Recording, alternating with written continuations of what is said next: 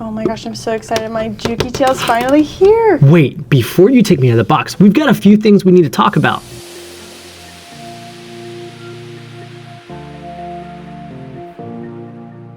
Hey guys, it's David from Gigi's Fabric Shop, home of Juki and Junkies.com. And in today's video, we're gonna be talking about you just got a Juki TL, it just showed up at your front doorstep, and you just don't know where to start. Well, we're gonna lay it out perfectly for you in this video where to start so you can be set up for success with your brand new Juki TL.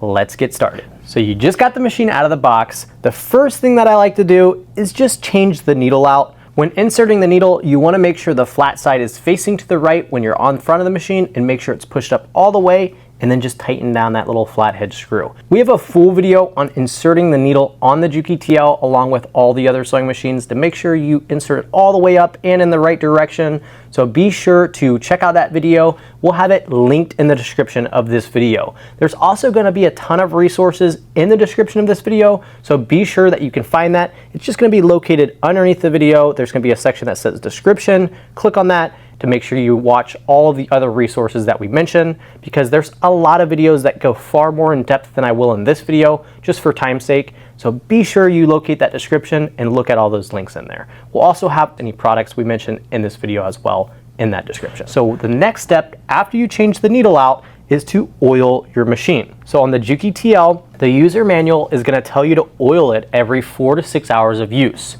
Don't do that. It is way too much oil.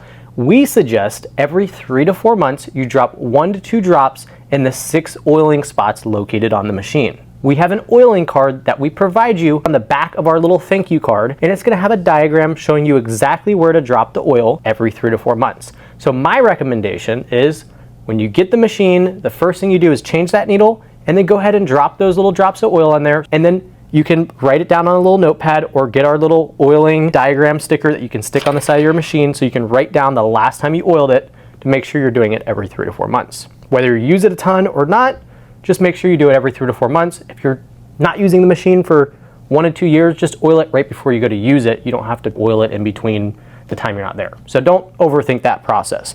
We have a full video on oiling and maintaining this machine and cleaning it. So just watch that video and we'll go far more in depth on where you should drop it, how big of the drop, and then how to clean it as well. And we'll also show you where the hook is and all that stuff. We'll go way more in detail. Here at Juki Junkies, we take the time to take these machines out of the box before we even ship them to you. We don't oil the machines before we ship them just because those boxes can sometimes be upside down and you don't want that oil dripping out of these holes. We also visually inspect the whole machine and we sew a few stitches out so we can make sure it sounds as perfect as it should. This allows us to test it. So what that means is we're gonna wind a bobbin, make sure it's evenly wound and properly wound, put it in the bobbin case, we're gonna thread the machine, make sure we leave it threaded for you so you can visually see how this machine should be threaded, and we even set the tension for a Glide 40 weight thread. So we've already balanced the top and the bottom for Glide 40 weight, which we're also gonna give you a free little spool on your machine so you're ready to go.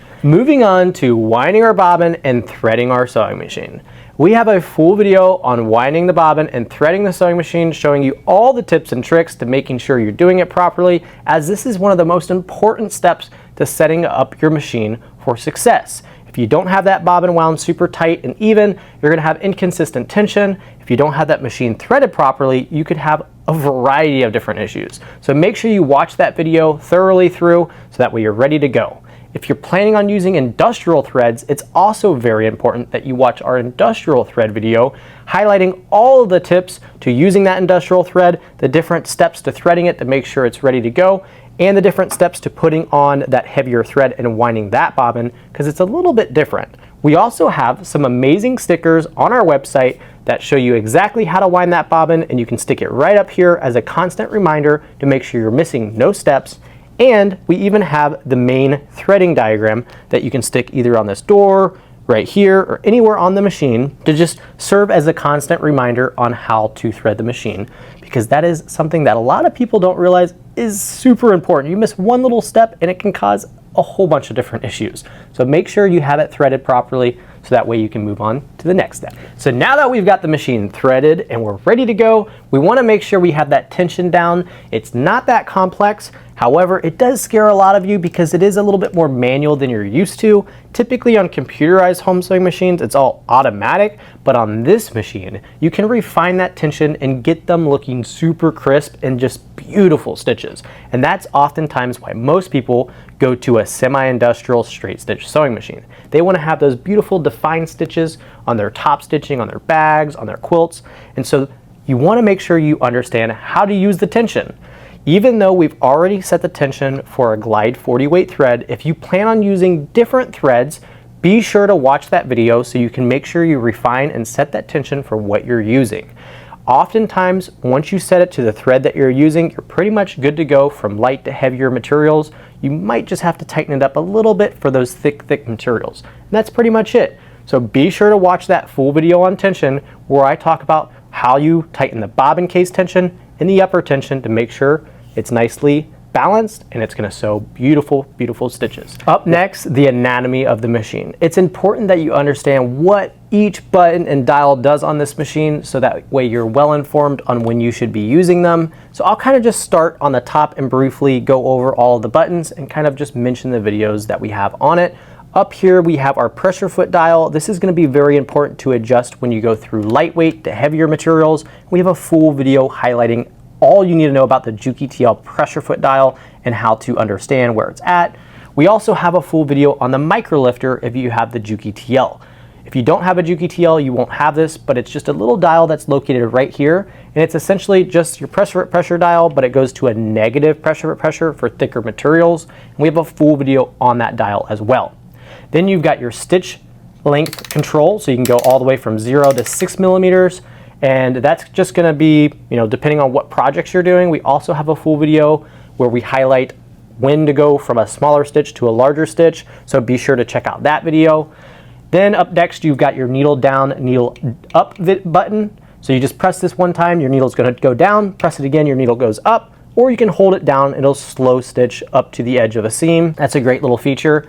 Then you've got your thread cutter right here. You can either manually press this button and cut your thread, or you can heel click on your foot pedal to cut your thread as well. If you don't like the heel click function, you can watch our video where we go over how to disable that and alternative solutions if you don't like using the heel click. So be sure to watch that whole video. Then you've got your reverse lever right here. This is going to be what you're going to hold down when you want to lock stitch or you want to stitch backwards on a seam to kind of reinforce it, or if you want to do some bar tacking and move back and forth and just kind of reinforce an area. This is the reverse lever that you're going to use here. Then of course you've got your hand wheel right here, and this is just what you're going to use to rotate your needle and move it if you don't want to use your needle down, needle up button. Then right here, this hole is going to be your knee lift lever hole. So you can insert your knee lifter in there and you can use that to pick up your presser foot if you don't want to use your hand. So that way you can kind of use your knee and pivot it or move it, and you can move that foot up and down and just use both of your hands. So it makes it a little bit easier when you're doing some garment sewing and you're constantly picking up your foot and shifting as you're going around different corners. So that's going to be your knee lifter that you would use for that. That comes with the machine and all of the Juki TLs, so you should have that out of your box. Then up next, we have our subtension knob. This little knob right here is just going to always stay in the flush position, so flush with this metal screw. So you'll see out of the box it should be flush because we always make sure it's right there and flush. And then of course you got your main tension, which we have that full video we talked about adjusting that main tension dial. Then you've got your needle threader. The needle threader on this machine is super easy to use, however, it is a little bit of a learning curve, so I highly suggest watching our needle threader video where we go over all the steps to success when using that needle threader. Be sure to watch that whole video. We also go over troubleshooting if you needed to take that off and put a new one on if you've already messed it up, but be sure to watch that before you use it so you're well informed on how to use it. And then, of course, you got your stitch plate here. The stitch plate that comes on the machine is just a regular stitch plate. We recommend getting a thick throat plate, which is just the same stitch plate with a larger diameter needle hole for heavier sewing or free motion quilting. If you're not doing that, you're just doing piecing and straight line quilting a lot, the regular stitch plate's just fine. But we do have a full video talking about the 3 different stitch plates that they have to offer for this machine. We'll be sure to link that in the description of this video as well. It also shows you how to put on the stitch plate. Up next, we have our presser foot. This is just a standard high shank presser foot. These are pretty universal across the board of all semi-industrials and even some industrial sewing machines like the 8700 or the HG9 home sewing Janome machine. So we have every Juki TL presser foot that is genuinely authentic and even some aftermarket ones on our website, junkies.com. All you have to do is click on accessories, mechanical, and then shop all, or you can click on each category depending on what accessory you're looking for your Juki TL. And that's where you're gonna find all of the Juki TL accessories. Up next is gonna be your bobbin case. You're just gonna open this little side door. The bobbin case is in there. We have a full video. Well, actually there's tons of different videos on the bobbin case because the threading video will go in depth on it and the tension video. So be sure to watch those two videos and you'll learn how to insert the bobbin case. You'll also learn what bobbin it takes. You have to use an L size bobbin. We highly suggest only using Juki authentic L size bobbins. And then if you want to use pre-wound bobbins, you just got to make sure they're an L size, and pretty much almost all the pre-wound bobbins out there will work with it. We really like MagnaGlide. It's a beautiful pre-wound bobbin that is a little tiny plastic core with a magnet on the back of it. It's fantastic. They work great on these machines. And we also have a full video on how to use those on this machine. We'll be sure to pop up a picture of that video along with that linked in the description as well below.